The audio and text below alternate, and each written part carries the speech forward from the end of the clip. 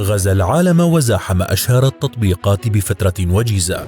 أزاح أمازون عن الواجهة ونافس علي بابا، فأصبح من أكبر اللاعبين في عالم الملابس الجاهزة. تخطت شهرته حدود المدن والقارات، عملاؤه من جميع الجنسيات والأعمار، وحين يغضب أعداء الصين يحضرونه في بلادهم كعقاب. كيف أصبح شيئين التطبيق الصيني العملاق الأشهر والأكثر رواجاً عالمياً؟ عام 2008 جمع رجل الأعمال الصيني كريس شو عدداً من الرجال المهتمين ببيع الملابس على الإنترنت، واتفقوا على تأسيس شركتهم، وأطلقوا عليها اسماً مختصراً شيئين أو شين، لتصبح شركتهم اليوم إحدى أكبر اللاعبين في عالم الملابس الجاهزة. وزادت شهرة الشركة وانتشارها بسرعة قياسية، ففي 17 من مايو عام 2020 استطاعت تنحية أمازون عن العرش الذي تصدرت كأكثر مواقع التسوق عبر الإنترنت تنزيلا في العالم، وتصدر القائمة بدلا منه.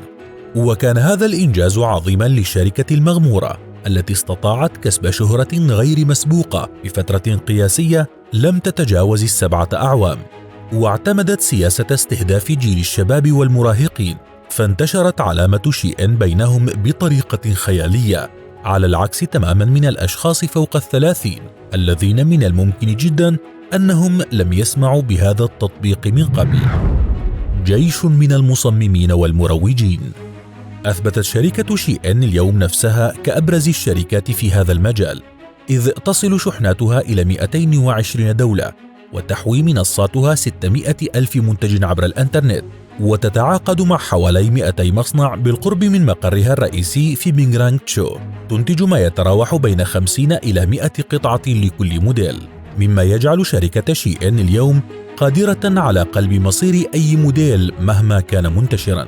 كما تمتلك في الصين مستودعا مساحته 16 مليون قدم مربع في ضواحي كوانغتشو، تشحن منه البضائع إلى أماكن حول العالم من خلال مبيعات الشركة التي تجاوزت 63 مليارا و500 مليون يوان، أي ما يعادل 10 مليارات دولار فقط في عام 2020، رغم أن الشركة لا تكشف عن أرقامها المالية الحقيقية.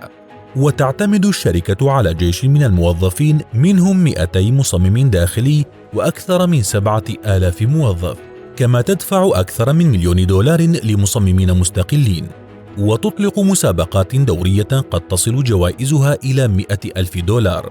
والمدهش أن شهرة الشركة أو موقع شي لا تعتمد على التسويق، حيث يتولى هذه المهمة عملاء الشركة حول العالم، البالغ عددهم 2.5 مليون متابع على مواقع التواصل، من بينهم مشاهير ومؤثرون مثل مصمم الأزياء كريستيان سيريانو وكلوي كاراديشيان.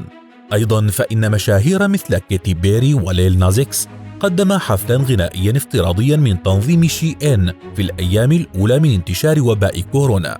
وإلى اليوم ما يزال ناشطو الانستغرام ينشئون مجموعة متنوعة من الوسوم للإشارة لموقع شيئين، تندرج تحت كل منها حوالي 850 ألف تغريدة مثل وسم شينغالز. كما كسبت شيئين دعم مستثمرين دوليين مثل ADG وسيكويا. أما تمويل الشركة فقيمته قدرت ب$30 مليار تقريبا عام 2020، تشارك فيها مجموعة جولدمان ساكس وبنك أوف أمريكا وجي بي مورغان تشيس كمؤسسات استشارية. الحرب التجارية.